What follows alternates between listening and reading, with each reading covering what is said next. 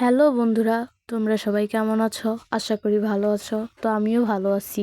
এটা হচ্ছে পিছন দিয়ে দেখতে পাচ্ছ, এটা হচ্ছে আমাদের কচু গাছ আর কি। আমরা এখানে রোপণ করছি খাওয়ার জন্য, যেটা আমার খেতে খুবই ভালো লাগে। এটা আর কি কচু ছড়ায়, যাই হোক যেটাই বলো কচু ছড়া বলে এটাকে সাধারণত। তোমাদের এদিকে কী বলে আমি জানি না, বাট আমাদের এদিকে কচুর ছড়া বলে। তো এখন আমি দেখো রাস্তা দিয়ে হাঁটতেছি, আর দেখো কি সুন্দর ফুল গাছ।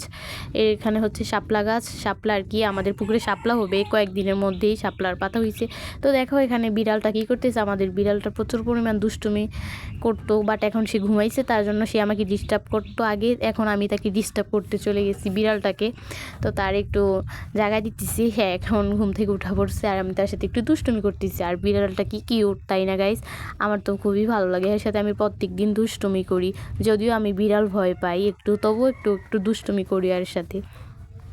তো আমি এখানে আর বেশিক্ষণ না থেকে এখন আমি একটু রাস্তাতে হাঁটতেছি। দেখো এটা হচ্ছে আমাদের বাড়ির রাস্তা, একটু হাঁটতে আসছি আর কি। মূল কথা বাসাতে একা একা ভালো লাগতেছিল, তো এখন আমি একটু হাঁটাহাঁটি করতেছি। তো তার মধ্যে দেখো রাস্তার পাশ দিয়ে দেখলাম ফুল ফুটছে, এই ফুলগুলো আমার খুবই ভালো লাগে।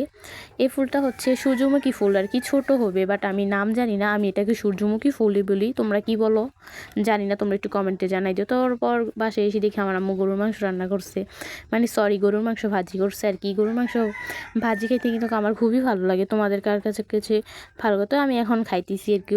মাংস ভাজা খেতে আমার তো কী ভালো লাগে, তোমাদেরকে বলে বোঝাতে পারবো না। আমি খেতেছিলাম আর এত মজা লাগতেছিল, ক্রিস্পি, যেটা কোরবানির সময় এই মাংসটা আমার আম্মু ভাজি করে আর কি।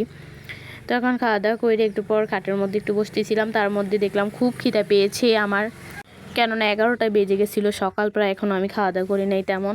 তো এখন আমি একটা রুটি নিয়ে নিছি, আর একটু গরুর মাংস ঝোল নিছি, একটা রুটি নিছি কেননা রুটি নাই আর। তো এটাই নিছি, তো এখন এটাই আমি খাইতেছি। তো যাই হোক আমি এখন খাওয়া দাওয়া করতেছি, খেতে কিন্তু খুবই ক্রিস্পি হয়েছিল। তোমাদের কার কার রুটি দিয়ে গরুর মাংস খেতে ভালো লাগে?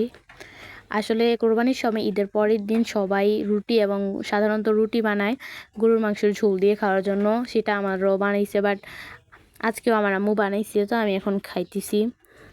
আমার তো ভীষণ ভালো লাগে এটা খেতে, রুটি দিয়ে পিঠা আর কি, সরি পিঠা দিয়ে মাংসের ঝোল আর কি। তো আমি খাইতেছি, এটা হচ্ছে চালের গুঁড়ি দিয়ে পিঠাটা সাধারণত বানানো হয়, আমাদের গ্রামে তো বানানো হয়, আমার মনে হয় সব জায়গায় এটা বানানো হয়। তো যাই হোক এখন আমার খাওয়া দাওয়া অলরেডি কমপ্লিট করে ফেলতেছি, তোমরা খালি আমার রিয়াকশনটা দেখো আমি কি করতেছি।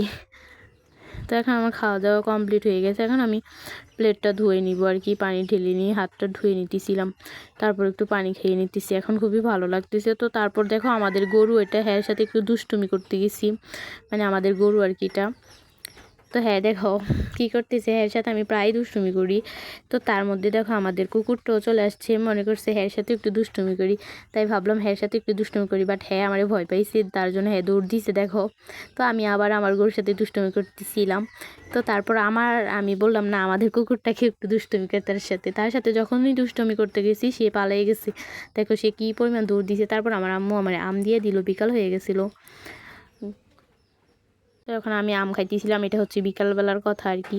তো যাই হোক আজকের ভিডিওটা আর বড় করব না, আজকের ভিডিওটা তোমাদের কাছে কেমন লাগছে একটু কমেন্ট করে জানাই দিও। তো সবাই ভালো থেকো, সুস্থ থেকো, আল্লাহ হাফেজ, দেখা হচ্ছে নেক্সট ভিডিওতে।